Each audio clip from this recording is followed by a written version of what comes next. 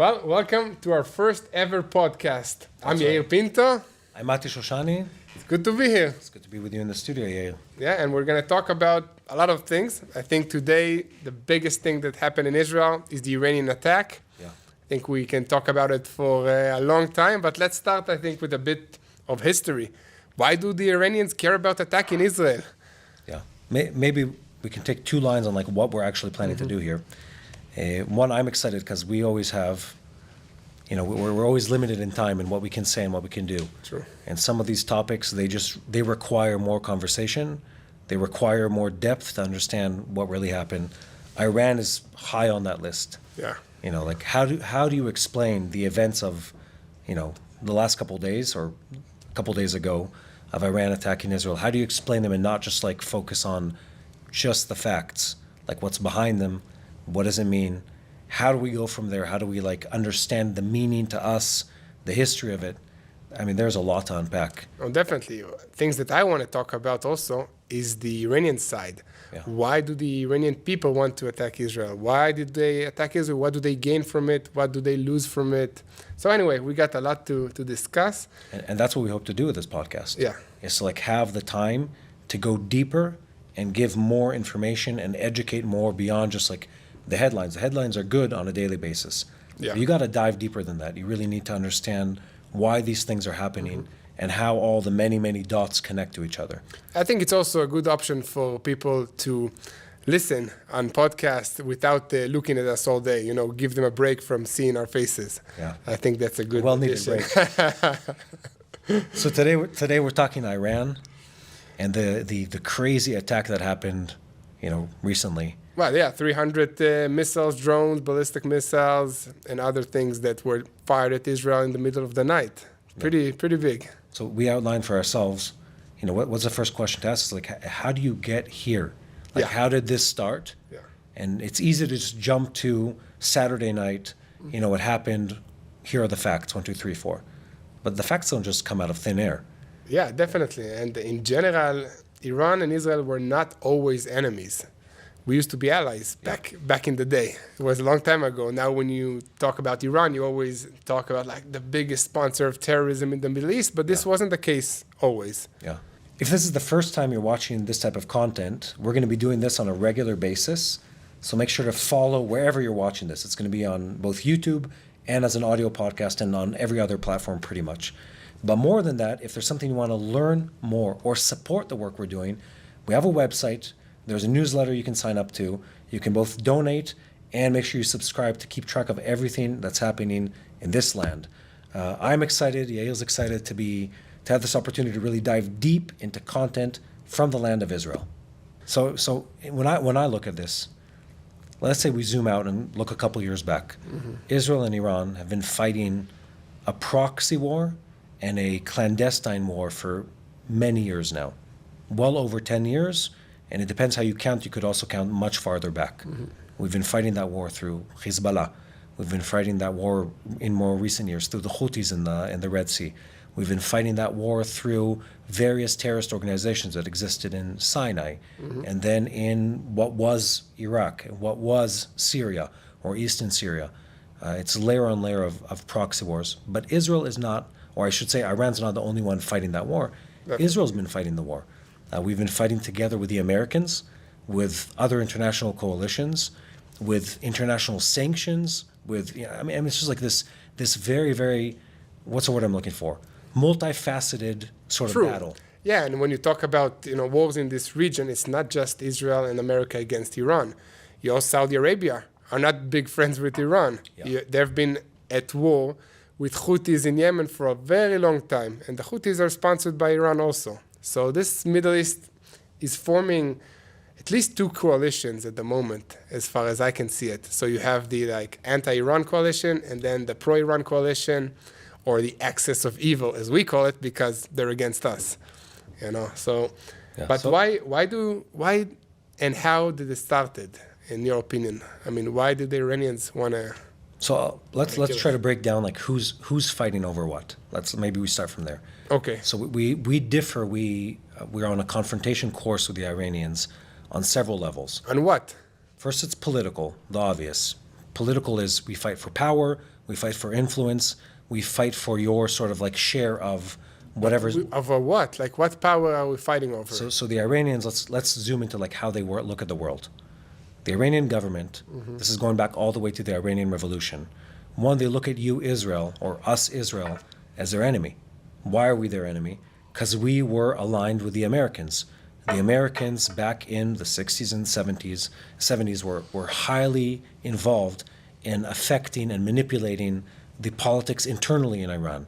And you have a whole story with the Shah there, and then the revolution in Iran. They look at that and they still remember till this day that you, Israel? I'm doing air quotes for people who are watching this. You, Israel, and you, the U.S., affected their politics. And not only that, we allied with the Shah, who's not looked on favorably. Yeah, because of corruption. Because of corruption, because he's an appointed king, because of various reasons.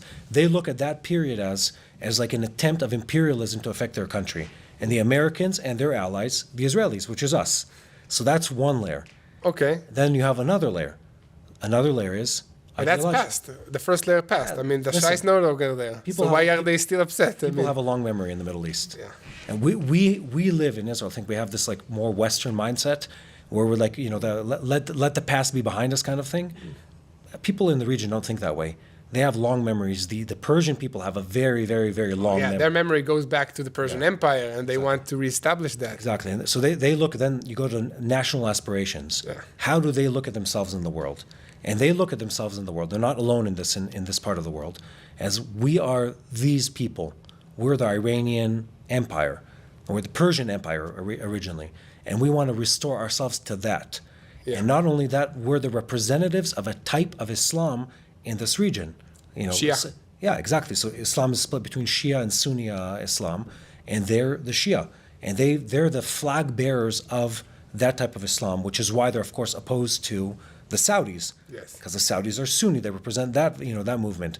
Yeah, so, by the way, I think that the majority of Muslims are Sunnis, about 90%. Yeah.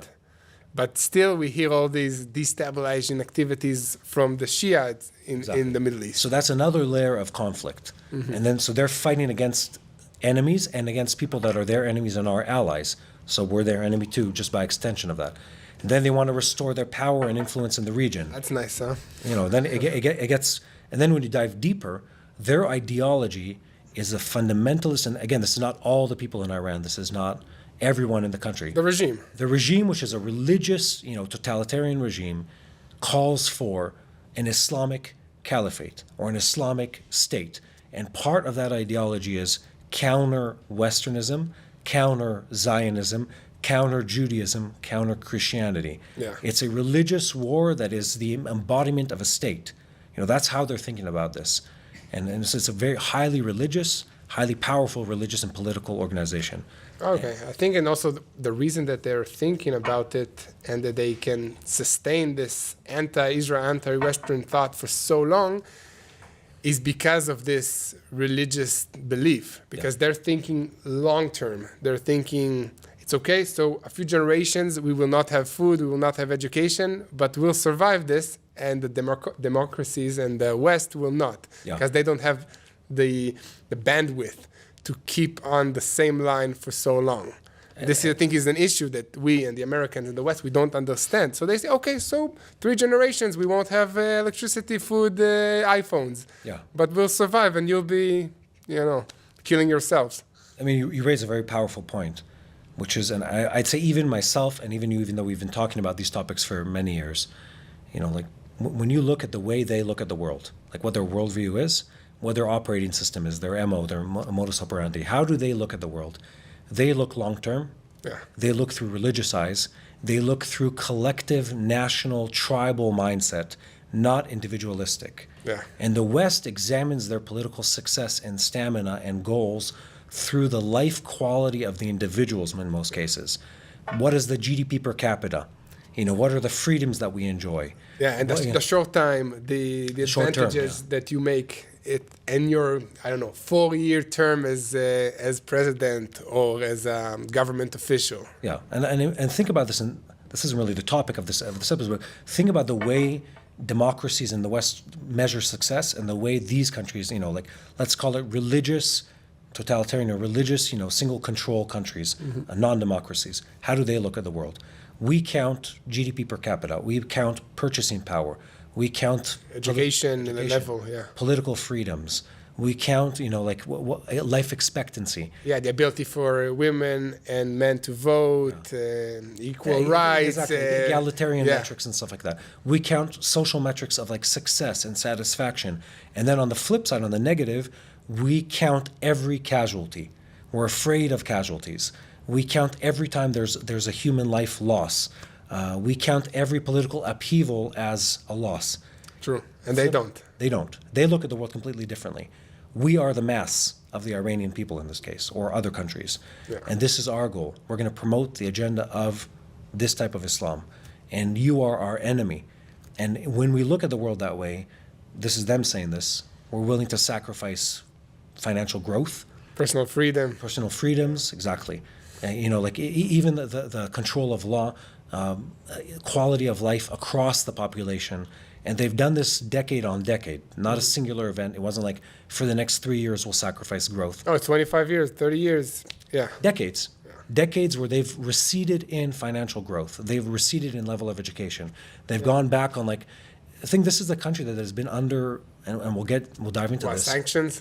Sanctions for decades at this point. And they're still persevering.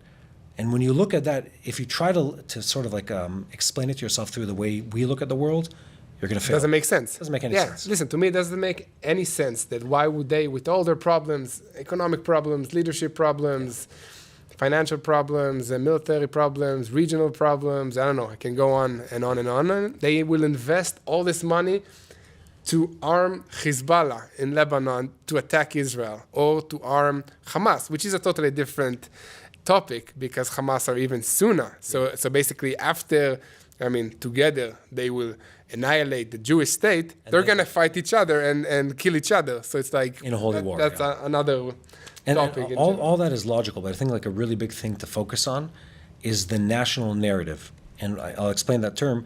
It's how these people talk about themselves. What people are we, and what do we care about as people? And they look at the world in just like a completely reverse way than we do. They strongly see things differently, and they act accordingly. And their leaders are willing to make sacrifices and pay prices that don't make sense to us because they're going after different goals. They're going for the empire. They're going for their messianic end times. And each individual in the country understand that he's part of this whole big puzzle. He's one little piece in the end time goal of becoming an empire again, and they're willing to sacrifice everything for that. Yeah. I want to introduce another thought, which I've been thinking about a lot lately, which is that all monotheistic, so like Judaism, Christianity, Islam, and possibly others, depending on how you count it, all these religions or faith movements are messianic. And what messianic means, as I'm saying this, is they believe in a Messiah, but more specifically, they believe in an end-time series of events. Okay. Judaism strongly believes in that, Yemot Mashiach, days of the Messiah. Christianity strongly believes in that. Definitely. The book of Genesis, Revelation, and from Genesis through Revelation, everything is pointing towards that. Yeah, and the end times. Is this the end times? Exactly. Are these the signals? Yeah. But also the Muslims believe in that. They believe in the Mahdi. They believe in an end-time war. They've read our scriptures and they riff off them. Excuse my... They copied. Excuse my yeah. No, again, there was an interreligious dialogue. In general, there's the religions are copying a little bit of each other, or they're influenced by each other. They're responding to each other. They too have that mindset, and they too are playing or acting towards an end times game that they believe, and they reference it. Nasrallah references it. For generations, the leaders of Iran have referencing that, and also other Muslim leaders, including the leader of Turkey, reference those sort of thought processes.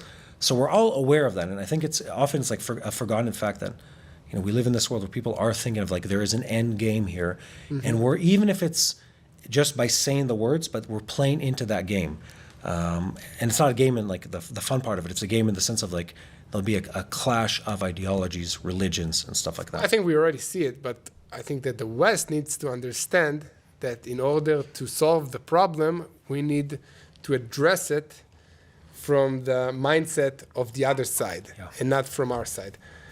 But okay, so I think we understood why they want to kill us. It's a kind of still a big ideological reason. One more layer, and then we dive into the facts. One more layer is the spiritual world, and we say this. I believe this. I assume you believe the same. We're not just fighting a war that is political and financial and ideological.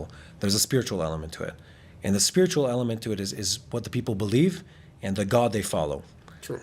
And we believe in a God, and we follow the words, the dictates, the writings of that God. The Judeo-Christian world believes in that, and they believe in it in a different world. And there's a spiritual battle, and if you look at it in child's words, the childlike description of it would be, "My God is better than your God." Our God is definitely better, by the way. 100%.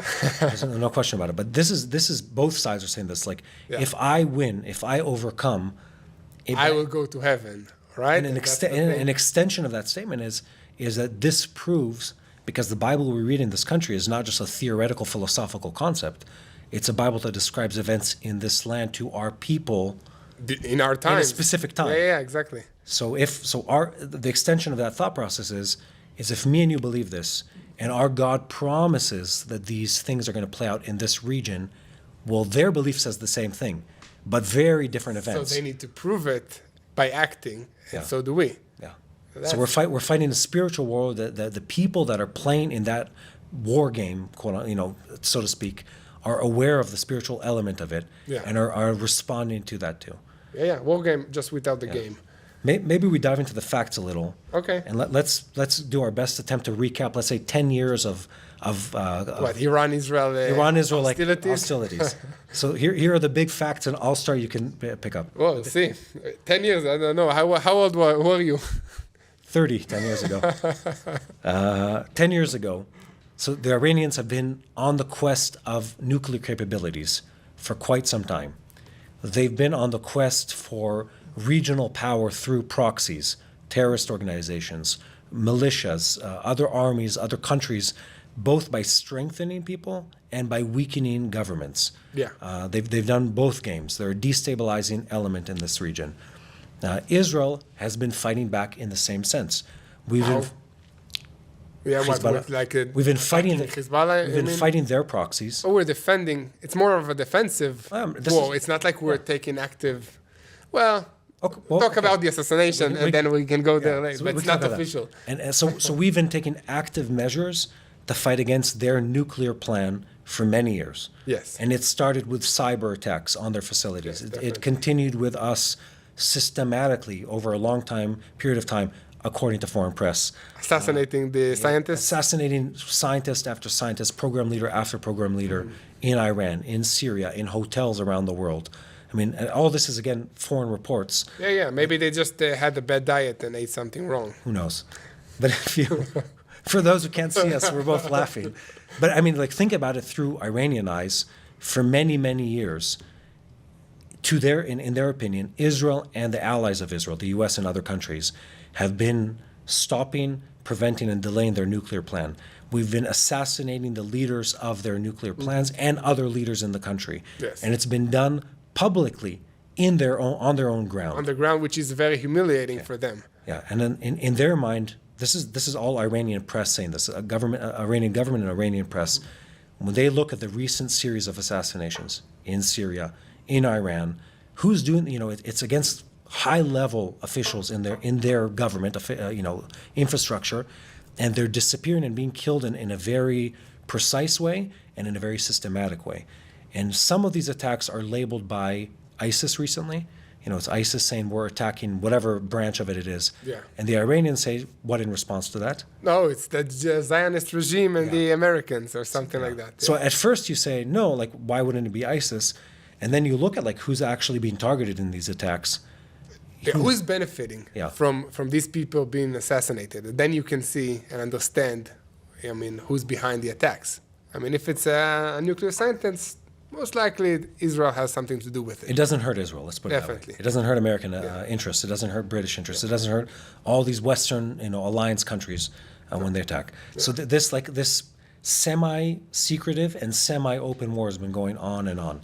And then in this mix are the Houthis in the Red Sea, attacking Israel and the allies of Israel. Listen, the Houthis, I have to say, it was such a weird thing that they started attacking us. Like, it's like, you think, why would they even care about this? Who are the Houthis? Yeah. Why are they attacking us? I mean, don't they have anything better to do? It's like, I agree. I mean, you fight somebody else. The Houthis, I think, are the beginning, they were kind of the joke of this war. Yeah. But I think that their effect on the world economy and on the changes of the world, and basically on our pockets personally.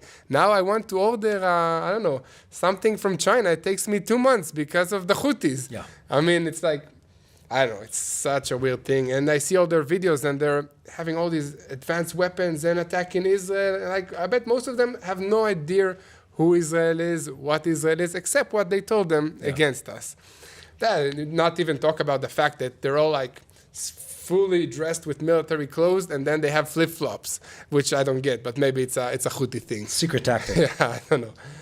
But listen, and I think that there's another topic that we didn't talk about, which is the economic side of all this. I mean, Iran is creating an underground, syndicate network of economies that can transfer money between these shell companies to get to Hamas, to get to Hezbollah, to get to the Houthis, to get to other organizations, even outside of Israel, in order to carry their dirty work and their operations. Yeah. And sadly, a lot of this money laundering is done by international, supposedly aid organizations and through cryptocurrency. So we're heading to a very difficult and hard future in order to battle these sort of systems. And I don't really know, what's the next step, because we're always at this war, especially with technology now, of you have to be one step in advance of the other side in order to have the upper hand. And we've seen just now in this attack, Israel had the upper hand in the defensive technological military capabilities. But if we're playing this game for the long run, we need to make sure that we can keep up being in the front of the lines, and it's all a matter of money. Yeah. How much money did it cost us to defend ourselves? According to reports I've heard out of the IDF and the Israeli Ministry of Defense, they said that night cost us $4 to $5 billion. Was that the number? 4 to 5 billion. 4 to 5 for one night. That's crazy. Let me double check. I want to say. No, it's an amount, and the sad part in general, as you check, is that defending costs a lot more than attacking. And I think that's also part of the war between the West and the East and the Iranians and Israel. We care about the defense of every citizen, and they don't. They will not invest $1 million to defend... Shekels. Shekels? Shekels. Billion shekels. So By the way, shekel is like 3.7 shekels is dollars. Yeah, so let's say between $1 billion and $1.5 billion to defend ourselves. For a single night. It was a nice fireworks show. It was very impressive. It was. To look at all this. But before we dive into like the nitty-gritties of what happened on that night, I think you raise a very important question. And the question is a question of finances. Yeah. Like, we talked about the spiritual, we talked about the ideology behind things, but in the end, people need to pay the bills. Definitely. And the Iranians, when you look at the world through their eyes for just a sec, they've been under sanctions for decades, specifically in the last, let's say, 10 years or so, because of their nuclear program. They've been under severe sanctions internationally. They were kicked out of the SWIFT system, so they can't transfer money. They weren't able to sell oil directly, so they're selling it at a lower cost. They can't buy parts for anything, computer chips. So everything they do, they have to find, and again, so they have money, so they're going to be able to buy at least much of the equipment they need. In the black market and stuff like that. But you have to pay a premium for that. If you can't buy it off the shelf, you have to buy it through third parties. Yeah. You have to sort of work out a deal with China, Russia, again, with other countries that are sort of, again, fighting North Korea. Yeah, fighting a similar war. All the other good guys. So, you want to fix your jets, you have to buy 3D printers and print out pieces because you can't buy parts. You want to fix your computer chips, you have to buy them on the black market or through fake companies and shell companies in other countries to be able to get the computer chips to run anything in your country, military or otherwise. So they're looking at that. They're saying, you've crippled us financially for a really long time. And now we're going to respond in the same token. We're going to hit you where it hurts. It hurts you in the pocket. Yeah. So we're going to hit the shipping lines. And if you are a country that supports Israel or that agenda, or the U.S. in that agenda, we're going to hate you specifically, and we're going to say it publicly. Yeah, any ship that delivers anything to Israel will be attacked, even though the Houthis do not really care which ship. Now they're just attacking every ship they see. Yeah. But that's a big deal. So I mean, and again, from their perspective, it's retaliatory. It's not a one-sided thing. Said you hurt us financially, now we're going to hurt you financially. You took away our ability to trade and buy things on the market. Yeah. We're going to try to do the same thing to you. Well, that's a problem because who started it goes way back, and it's really nobody really remembers. Who started Not our generation. In this region, it goes back to the 6th century BCE. Yeah. You want to go back to who started between the Persians and the Jews. Who were here first, yeah. But listen, if you want to go to the Bible time, we were kind of good friends with Achashverosh and all the kings of the Persians. Yeah, but they've for a short time. But they also came, 6th century CE. We have a different problem in this region where the Persians come again, and so again, like the history is rich, and you can't tell the story of what happened last week without like telling the story of what happened in the Bible, a millennia ago or in the Bible. Yeah. No, definitely. So let's dive in. We had this unprecedented historical, let's call it, act of war by the Iranians against Israel that just happened a couple days ago. Which is a state actor, finally a state. So first time where it's like openly they're saying, Israel, we Iran the country, are attacking you, Israel the country. It's the first time that's happened openly. Yes. There have been many, many attacks where Israel will never take responsibility, but it's sort of like obvious that it happened. And Iran won't take responsibility, but it's sort of obvious they were the ones doing it. But they'll do it from Iraqi soil. They'll do it from Yemenite soil. They'll do it from a ship in the sea. It's never, and there's just at face value, it's never us against you directly. Yes. This is different. Yeah, this has a whole different board of opportunities for both sides. Because at the moment we can carry out an attack against the country of Iran and not like a proxy in Syria or something like that. So I think that changes everything in this area. But listen, I think that it's important and it's interesting for me to break down the attack itself, like technologies and like Let's go. What weapons did they use against us. So the war between Israel, Iran, and all these proxies in the region, seems like it's an Israel problem. Like nobody really cares. They want to keep the things as is, as they are, and to keep on and go on with their lives. But we know that this is not how Iranian and extreme Muslim ideology works, right? They don't have their eyes set on tiny Israel and then they'll be happy. Yeah. This is like way bigger than this. I mean, and after they take control of Israel, of their enemies in the Middle East, the plan is to keep growing and to conquer the world. Yeah. And not just because this is a physical war, because physical war, they say, okay, it's pretty good, I have like half of the world, I'm happy. But spiritual war, and we believe this is a spiritual war in general, it has no boundaries. They want to conquer souls, hearts, people, everything. Of everybody. They want it all. They want to sow fears in the hearts of people in Australia, in the Fiji Islands, in all the farthest places on earth that people there might say, like, why would I care about Israel? It's so far away. Why would I pray for them? Why would I invest my tax-paying dollars with them? And why would I send my kids to fight there or somehow support these countries? So I think that this is important to understand. I have a partial answer for you. Partial, yeah. Because everything that happens in Israel affects the rest of the world. And if you fail to see the connection, it'll show up at your doorstep by the time you realize. This is like politically, spiritually, geopolitically, it all happens here first, and then it goes out to the rest of the world. That's cool because it's really biblical also, because so Jesus came first to Israel, to the Jews, and then the gospel went out to the whole earth. Yeah, Jerusalem, Judea, Samaria, and to the ends of the earth. Yeah, exactly. Yeah. So that's just, it's both a spiritual concept and also a practical concept. People looked at this and they said, well, the Iranians, the Hezbollah, they're an Israeli problem. It's an internal, inner Middle Eastern issue until it's no longer internal. Got it. And the Houthis, the Red Sea, is now an international problem.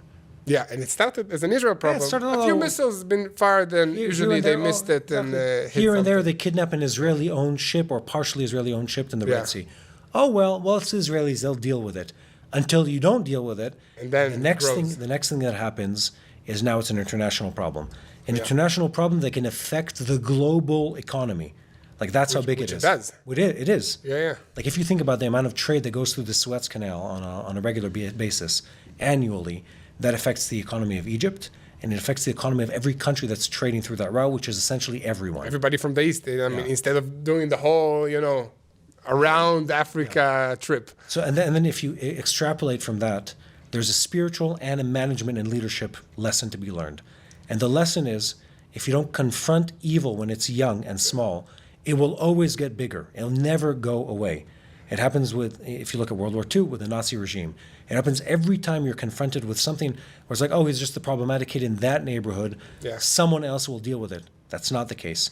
If you don't step up to the event when it's small, it will become a global problem. Also, listen, this is also something personally. Like, if you have like a to-do list and you have this small task, they say, I don't want to deal with it. Then you don't deal with it until it becomes a problem and it becomes urgent. Exactly. Yeah, and also with bullies in school. I mean, you let them spank you a little bit, and then they keep spanking you all your life. I think that Mati was kind of a bully. That's why he's laughing. We can talk about this later. So anyway, by the way, okay. And in general, talking biblically, there's also a good side to this. Okay, so why should everybody pray for Jerusalem, and why should everybody look at Jerusalem? Okay, because God has a relationship with Israel, not because the people of Israel are special or good or better or anything. We are not. We like Despite who the people of Israel yeah, exactly. Usually, God chooses the worst or the most difficult situations in order to prove that He's great. I mean, and not us. We're not special at all. But He chose us, and because He chose us, and because God is faithful, then He will fulfill His covenant to the people of Israel and protect us. But also, why would He do that? Not just because He said so, because Israel is an example, a microcosmos, so that the whole world can look at Israel and see, okay, our God is faithful to the people of Israel, so He will be faithful to you, to me, to our family, to our day-to-day life. It's a biblical concept. Yeah. It says, so the blessing is compounded. It's to a people in a land at a time, and we're there. We're a people in the land at this time, and the events happen. And then it says, in many, many words throughout many, many passages of the Bible, that the blessing and, by the way, the punishment. And the punishment. But hopefully we're in the blessing phase of things right now. That's how I read the history of it. The blessing will be seen to the other nations, and the other nations will see that these people have been blessed. And how do we see that? I think the Abraham Accords is a great example of Definitely. other people. And I think I missed, and I think many people miss, the significance of Muslim countries in a Muslim neighborhood saying we identify God's hand on these people and wish to align ourselves with these people, even though their neighbors are who their neighbors are. Well, definitely. What I like about God and in general about His principles is that even if you do not believe in God but follow His principles, and these principles carry a blessing with them, you will receive that blessing, even without believing in Him as your God. So we see that also in the Bible, but we see that also these days, like bless the children of Abraham and you'll be blessed. And we see that even with Arab nations that are Muslims and do not believe in our God. 100%. So that's pretty cool. And now I think we've given enough of a backdrop. Yeah, we can really talk about exactly. Dive into what happened. Okay, and for those of you who just accidentally stepped on this podcast, if you want to hear more, learn more about what's happening in Israel and the Middle East and basically in this region, please subscribe to our YouTube channel at TBN Israel or go to our website at www.tbnisrael.com or on X or on any other platforms that we have. Soon this will be also on Apple Podcast. So please subscribe, send your comments, send your questions and topics of discussions for here. By the way, we are operating also on donations. So if you want to see more videos, you want to see us being thrown off an airplane or travel the country, please donate and help us create more interesting content from you, from Israel. So on the night, I'll get started, and my memory will fail me at a certain point. We can continue. I was sleeping that night, trying to sleep. Trying to sleep. I think we all were trying to sleep. Phones ringing, explosions. So on the night between the 13th and 14th of April, right? Yeah. Where was this? Saturday. Saturday night. Between Saturday and Sunday. The 13th and 14th of April, because I don't know when people are going to be watching this. True. We have a warning in advance. This happens about almost a day before that the Iranian government is preparing an unprecedented attack against Israel. In their words, it's a response to several other attacks that happened over recent weeks and months, not in Iran, in Syria, against officials in the... By the way, that's super cool that our intelligence was able to pinpoint, specific attacks. Yeah. Even though it was so big that it's hard to keep it a secret. Yeah. So we, the word comes out, and I'm guessing this was leaked also by the Iranian government. I don't know personally. Maybe. That attack is coming, and it's a direct attack from the Iranian government onto Israeli soil. What is the nature of it? We don't know. And the warning comes through both on so I'm still actively in the army as we speak, or as this is being recorded. It comes down in the military channels. Yeah. It comes down through the civilian channels. Through the main media, everywhere. Mass media. Essentially, we're warned as a country, this is coming, and it's coming tonight. What is it? At first, it was unknown attack of an unknown nature. And then the word comes out, it's going to be from the air. It's going to be suicide drones, many of them, ballistic missiles, many of them, cruise missiles, many of those too. Sounds like an apocalyptic prophecy, like movies, swarms of drones about to attack Israel, cruise missiles, better prepare. Of course, it's on Saturday when everything is closed and we're supposed to be relaxing our Sabbath. Yeah. And then whenever it was in the evening of Saturday night, there's already word that comes out that these strikes are already en route from Iran to Israel. Yeah, that was pretty intense. When was it? 7, 8 p.m. I think. Yeah. Like the drones are swarms launched. of drones. Yeah, swarms of drones, and you see on Telegram channels and stuff like that coming out of Iran. Yeah. You can see the drones flying through the sky, headed west towards Israel. And I felt concern. I felt fear. I think everyone in this country was connected to what was happening. Mm-hmm. It's alarming to know that a large scale attack is on the way to you, and all you can do is I have no effect over it.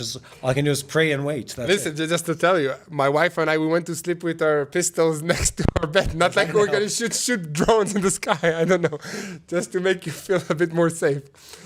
But no, definitely nothing. Makes sense. It was just so big and so weird and something out of a movie. And then the numbers start coming out. And the numbers are, let me get this actually straight for once. Where are we? The numbers are, so they're flying all the way from within the country of Iran all the way to Israel. Yeah. Some of these aircraft are traveling over 2,000 kilometers, so 1,300 miles or more in distance, which is why we knew in advance, because this is 6 to 8 hours of flight. Yeah. Loitering drones are usually not incredibly fast. What's that, 136 drones? Something like that? We're talking hundreds of flying objects, loitering drones, suicide drones. And when I say drone, what a civilian mind imagines is the helicopters, right? A little drone, a quadcopter and stuff like that. This is not the case. I hope we can put a picture up on the screen, but imagine a drone that is a small aircraft. It's a plane that can fly for 8 hours with a explosive payload the size of a human. 50, 100, 130 pounds payload or more. And these are the small drones. Yeah. And then you have ballistic. And they're also stealth, right? Yeah. Some of them they're small. Also, that's a challenge with drones. And they're slow, right? Slow, small, fly low, so then it's hard to detect. Yeah. And so you raise this. The technical side of it is that no country has ever faced a swarm of drones successfully. There's a whole field in robotics called swarm robotics. Anyway, the whole idea is that it's very hard to stop a swarm. Multiple, because you can overwhelm both the signal intelligence, as in the radar systems, the ability to attack. Yeah, and also overwhelm the defenses. Because even if I have a missile defense system, I can stop 1, 2, 3, 10 at a time. 136. 150 at a time, it can overwhelm the system, and then they punch through your defenses. Plus, they also are coordinated between each other. So that makes it even harder. Yeah, and it's coming in waves, and it gets into like, well, if you have a battery of missiles, you have to reload. The reload takes time. In that time, there's another wave, and they punch through your defense on that. Yeah, and, well, at least we are the number one in many things, Israel. Also being the first country to be attacked by swarms. Yeah. The world, the Guinness record of weird things for a country, the things that you don't want to have. Yeah, I hope this list doesn't get longer in the future. But so you have the small drones, and then you have the ballistic missiles. So again, these are ballistic to frame the sizing of these missiles. We've had pictures on our in our Israeli press of the size of some of like the wrecks of these things, and like the back burner of the rocket is the size of a small car. Yeah. I mean, we're not like handheld. I'm talking things that are the size of a bus that are flying through the air with a substantial payload to blow up, and we'll get to the targets later, but to cause substantial damage. A few of them landed in Israel, maybe one, like two. The wrecks of them in the Dead Sea area and in a couple other areas. And then there were cruise missiles. So cruise missiles are slower and very slow flying objects that fly very close to the ground. Mm-hmm. So if you're imagining in your head ballistic missiles, usually it goes outside they have a very large arc of flight. So it's like it's almost this very semicircle. They go up into the atmosphere and then they come back down. Yeah. And then the cruise missiles do the exact opposite. They hug the ground as they're flying, and they're flying close and they're flying fast. And they also, I don't know enough about the Iranian cruise missiles. I know what exists out there, where they're able to sort of change their course. So it's very hard to calculate their end destination. Yeah. So again, when you're fighting rockets, you're fighting flying objects. It's a very complex algorithm of connecting where you are, where the object is now, and where it's flying. And you have to sort of figure out this very multivariable calculation where I can intercept it. And then there's another layer. Should I intercept it? Because maybe it's not going to make it to where I think it's going. And if I intercept it, where will the debris land? Yeah, that's a big issue. So, but I think the Israeli technology is able to either calculate it. A lot of our anti-rocket defense systems can calculate the trajectory of this missile, as well as also destroy the debris when we impact. At least we see that in the Iron Dome anti-rocket defense system that are destroying the missiles fired from Gaza towards us mid-air, and there's not many projectiles being, launched and hit the ground from that exercise. Yeah, but again, so that's exactly what I was trying to say. Is Iron Dome, for instance, they usually put the interceptors and the point of interception above open spaces, agricultural, forest, whatever, not densely populated areas, because you don't want, rocket debris falling through windows or the roofs of buildings. So here you're dealing with that, and hundreds of these objects flying at the same time. You mentioned this. One of the big challenges with smaller drones is their speed, and it's almost counterintuitive. You would imagine that a jet fighter or a rocket would have no problem hitting an object that's flying at 10% of its speed, or 15% of its speed, but it's exactly the opposite. It's the opposite, because you're so fast. Yeah. And you cannot you're so fast, they're so slow, they're so small, so their radar cross section, the size of the object that shows up on the radar, is for many radar systems too small to even lock into the radar systems. So even if you had a jet that can identify the object, they wouldn't be able to get a lock on it. Yeah. So it turns out this is open information as of a couple days ago.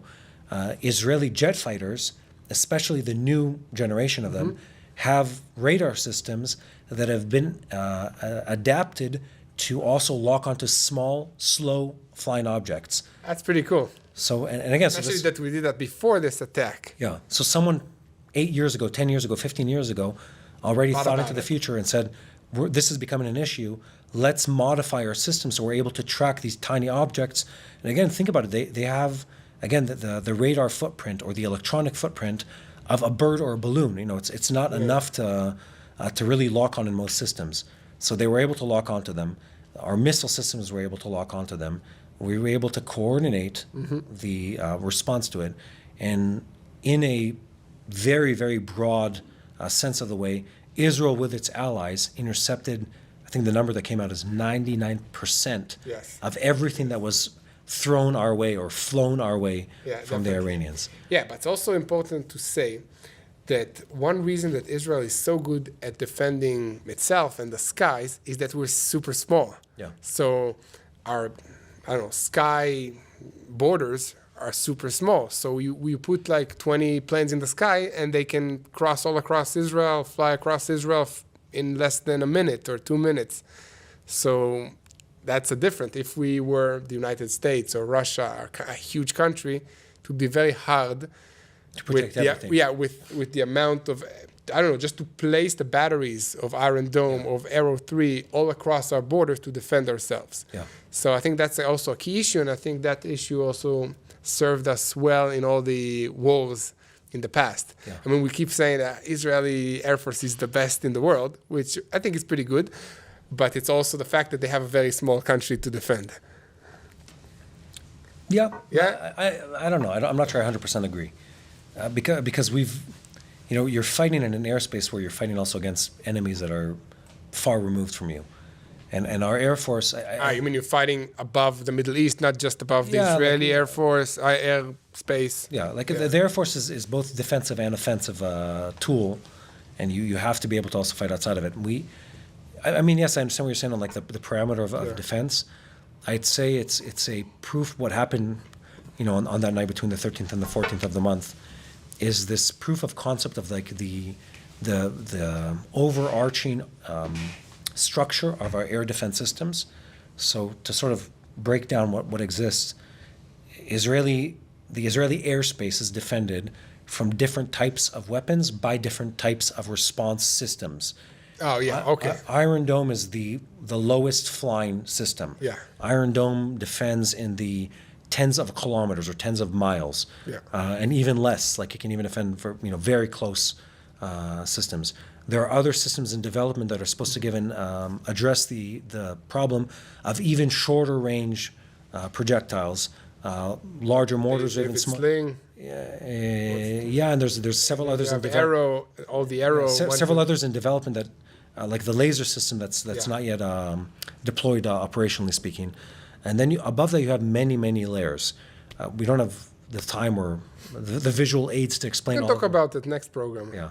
But you have one layer on top of the other. One is just ballistic. One is ICBM, intercontinental ballistic missiles. You have all these layers of our own defense missiles that answer the problem of other systems. But, this is a big but, we're not alone. And I think that, for me, that was one of like the big things that happened on that night, is suddenly you understand how important it is to have friends in the neighborhood. Definitely. And again, You're talking about Jordan, Britain, the US, France, the UK, France, according to certain reports. I don't know if it was made public that they took part in it. I don't know if they made it public, but I heard a lot of reports. I've heard that they were part of it too, even on like the level of having fighter jets in the sky fighting alongside our planes. Yeah. And then you have neighboring Arab countries in the region, Jordan, and again, it makes sense on their level. Jordan and possibly others. Mm-hmm. I'm saying this because I don't know what we're... Maybe there are also others that don't make it public because they don't want to support Israel publicly, but they don't want Iran to succeed. So you have all this behind-the-scenes situation. Let's say this. When you look at the web of influence, so our enemies have a very strong web of terrorism and militias in our region. Yeah. But Israel, as a friend and an ally of the U.S. and as a country of itself, has a network of allies that spread outside of the borders of our country. We have a peace agreement with the Jordanians, and the Jordanians legitimately wanted to protect their airspace and not allow a foreign army to fly over their airspace on an attack mission. And they shot down, some of the drones, including, I think I saw like a report that said that the Princess was one of the fighter pilots that shot down. Do you see that? No, the Princess? She flies a fighter jet? Let me double check. That's pretty cool. And anyway, but because I know the king. He flies helicopters. No, he flies helicopters. The king, I believe. Princess is flying fighter planes. Let me look it up. Cool royal family. They're very they're very cool people.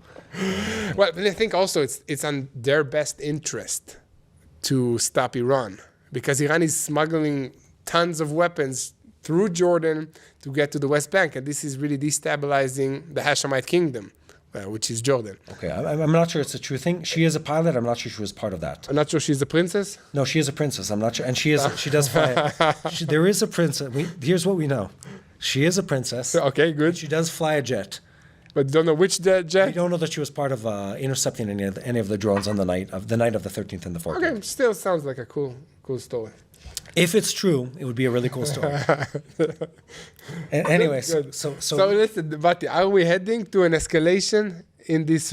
Is it gonna be worse, or it's like it was enough for now? And then Israel allegedly will assassinate more leaders, and then Iran will do maybe more stuff like this, maybe not, maybe more. I mean, what's up? Are we here's a word of caution. talking let's tell me the future. Here's a word of caution. We say in Hebrew, הנבואה ניתנה To the drunk. לשוטים. Yeah. No, לא בתף, בטית. Okay. The prophecy is given to the fools, not the drunkards. So are you giving the prophet, meaning you are not the fool? No, it's not to say that we don't believe in prophecy. Yeah. It's to say at this time, more than 6 months into this war, and many, many years into the conflict with the Iranians, is we know what can happen. But that's a very different thing than saying I know what will happen. The possibilities are they're not infinite, but there are so many sort of decision tree splits that can happen in the Iranian government, in the Israeli government, in Hezbollah, in many countries around us, that it's hard to tell what the next step will be. You can imagine, tomorrow and next week. One step ahead, yeah. One step ahead, I can usually, you could guesstimate what will happen. We have an option of Israeli retaliatory, actions now. Yeah. Like either to assassinate somebody, to conduct an airstrike against a military base in Iran, to attack the proxies, which we do all the time in Syria, Lebanon, and then also to force the international community to sanction the Iranians economically, which is what I've been hearing that the Israeli politicians are saying now. This is the time that the world should sanction Iran even more, and let's make them suffer economically. But I don't think we can know what will happen further ahead also because the leaders of Iran are very old. Like Ayatollah Khamenei is super old. Yeah. I don't know how old he is, but he looks like 100 for sure. Yeah. And our leaders are also in power pretty long. Like Netanyahu is a long time in power in Israel. So anything can change with the shift of the leadership on both sides. Yeah. And again, so you raised the question of the interest. Yeah. The Iranian government, again, they do things that we don't find to be logical. Yes. But they do have an internal discussion where they're weighing the cost-benefit analysis of whatever attack they're doing.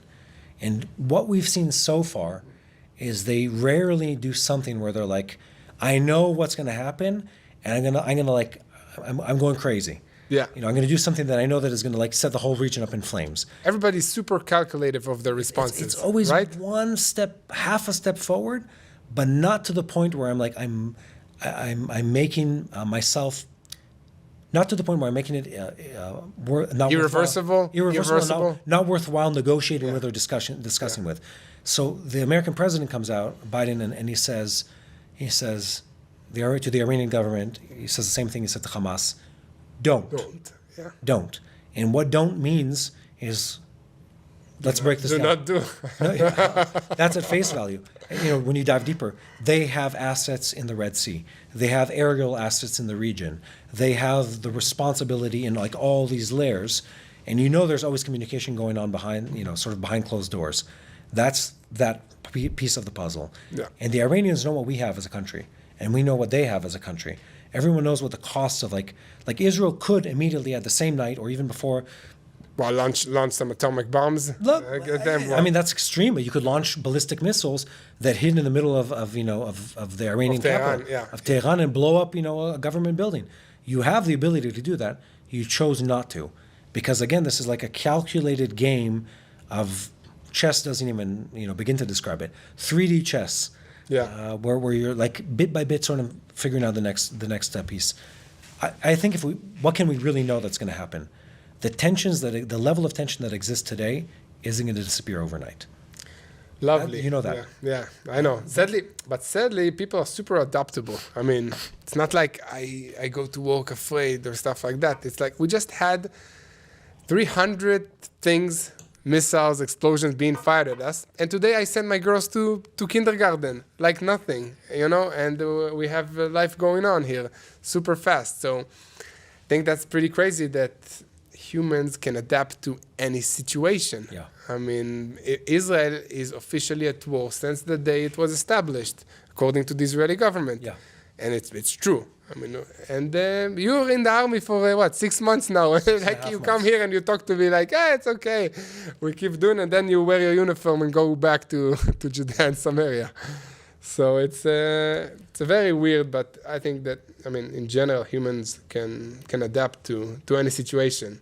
But you talked about the military strength. Yeah. So is Israel stronger than Iran? They have way more numbers than us. If you talk the number of tanks, they have more tanks. If you talk about the number of soldiers, they have more soldiers.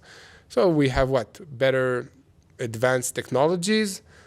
But can we win like an all-out war against the Iranians? I'd say the answer is no in both directions. We will shoot missiles, they will shoot missiles. We will run out of our defensive missiles, and then those missiles will hit us. I'm assuming that they have more missiles, a lot more than what they fired at us. Because if they would have fired everything, they would have nothing left to defend themselves. Yeah, and I would hope we have more defensive missiles. Right. But there's several questions here. One on the cost part of it. Mm-hmm. If the Iranians did this attack every night, it would force your hand as Israel and the alliance to develop more defensive missiles? To attack them directly. Okay, to stop it. You'd have to stop them. Because it's expensive and because we just don't just- you live can't- like that. But we can. Listen, we are living like that already. I imagine, I don't know if this is true, I imagine that the Iranians launched that attack assuming that most of it would be intercepted and stopped on the way. And they did it to the degree where they knew they would be able to save face. Yeah. We attacked the Zionist enemy. Yeah. And you see the footage coming out of Tehran the next day. Everyone's celebrating. The government's like, yeah, we showed them, and the people are celebrating in the streets. And what's funny is the same thing happened in Israel. Yeah. Oh, we showed them. We showed defend them. them. Now they know. And it's all like a battle of information. Yeah. And they're controlling their media. We're controlling our media. But both sides are correct. They did deal us a very substantial blow in the fact that they threw all of this weaponry and technology and attack at us. Yeah. And you defended yourself well, but you still had to defend yourself. Yeah, plus I think that in their eyes, defending is not such a cool thing. Attacking is the cool thing. Also, plus, listen, the whole country was on high alert for a week, a few weeks, and still, the schooling system stopped. People didn't go to work. Airplanes did not fly to Israel. Yeah, that's an effect that nobody's calculating. So it's not just humans' life. Yeah. But the sad part is that the whole Western world, if you don't have blood, they don't allow you to respond. We've seen this in October 7th, where they actually killed 1,200 Israelis, and that gave us the legitimacy to really invade Gaza and take control and attack Hamas and do everything, and nobody was speaking against it so loudly at the beginning. Time goes by, and then people change, and they become, okay, it's enough. But now, because of our advanced defensive capabilities, the world does not let us respond. So I say, okay, you can defend yourself, so keep defending. Yeah. It's kind of annoying, I don't know, not fair. It's a bit of a catch. If we would have let 100 people die, we would have the legitimacy to destroy a building in Iran. Yeah. According to the international community, and right? Again, the Israeli government could have also decided to publish that 100 people died? We have free press here. You wouldn't be able to do that. Or we wouldn't be able to speak. But ultimately, you'd be able to be pushed to the point where you're not able to stop everything. Yeah. And those are just facts. You can't. Defense is always something that can be penetrated. Exactly. It's much easier to attack than it is to defend. Much cheaper also. Yeah, much cheaper. So we're playing on different ideological planes, so to speak. They're thinking one thing, which is we want to save face. We want to show that we're victorious. We want to show that we've had to put fear in the hearts of the Jewish people. And Israel is playing the game of we want to defend our citizens almost at any cost. Yeah. So that's that difference between, or distance between the things. And I think more than anything, like if you look at what's been happening, put aside the public statements, look at the actions. The actions are that the alliance between Israel and the United States is incredibly strong. There has been an international coalition of people of like-minded interests to fight against the Iranians at a very, very intense level in recent months, bombing the Houthis extensively, putting a lot of military assets inside the Red Sea and the Mediterranean, public statements from different countries. Yeah, moving airplane carriers to the Middle East and other stuff. So we're not alone in that sense. And things might get worse before they get better. I don't know. What I do know, and I think this is important to sort of like end with this, with the philosophy of God. Yeah. And the philosophy of God in my mind is that I know a couple things in life. And I know a couple things historically, and the Word of God is very clear about this.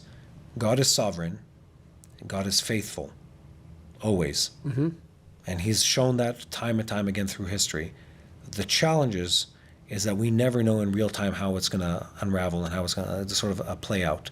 And our human mind has trouble keeping track of a plan that is, too big. Too big for us. And 3 steps ahead that we can't comprehend. Yeah. And also I think it's important to bear in mind that God doesn't promise it's going to be easy. Mm-hmm. And it never is. Nothing of value in life comes easily.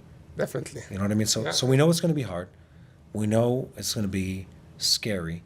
We know we're going to have to sacrifice, but we do know God's faithful and God is true to His word. And I think that's what really matters in the end. Is keeping our eyes and our hope on that. Yeah. And I'll say just one last thing on hope, because this is important to me personally, is hope is faith in something you can't believe in. And I'll explain what that means is if you knew what the milestones to whatever that end goal is, you wouldn't have to have hope. Hope is believing in something you don't know how it's going to happen. I see. You know what I mean? You don't know how we're going to get to there, but you still have the hope in the fact that it's going to happen, even though you don't know how it's going to play out. Yeah, exactly. And I think that now it's almost Passover here in Israel. Yeah. So I think it's good to conclude. I don't know if you have more time, but in general, I like to conclude with, they try to kill us. Every generation, they try to kill us. Yeah. And God protected us miraculously. Yeah. Let's go eat. Yeah. So hope you have a happy Passover, Mati. The statement is, they tried to kill us, God saved us, let's eat. I like my version better. One last thing, I'll say this to the audience at home. We're planning to do this on a regular basis. It's going to be both an audio podcast and on YouTube. So if you want to have more of these deeper discussions, make sure you subscribe on whatever platform you're consuming this content right now. Definitely. We're going to spread it out throughout the different platforms, but the idea is to have a platform to regularly dive deeper into topics that we find to be important, that can really enrich and edify people who want to learn more about what's happening here. Definitely. And one more important thing is that if you have any questions or topics that you want us to discuss here in this platform, then send it. Send it on the comments. Send us an email. Go to our website and register. Basically, let us know what you want to talk about. So thanks so much for watching our first ever podcast talking about what is happening in Israel and the Middle East. I'm Yair Pinto, and this is Mati Shoshani here with me. If you liked our content, please subscribe. Please send your comments, send topics that you want us to discuss, and join us again next week. Yeah, this was fun. It was very fun. Let's do this again. Next week.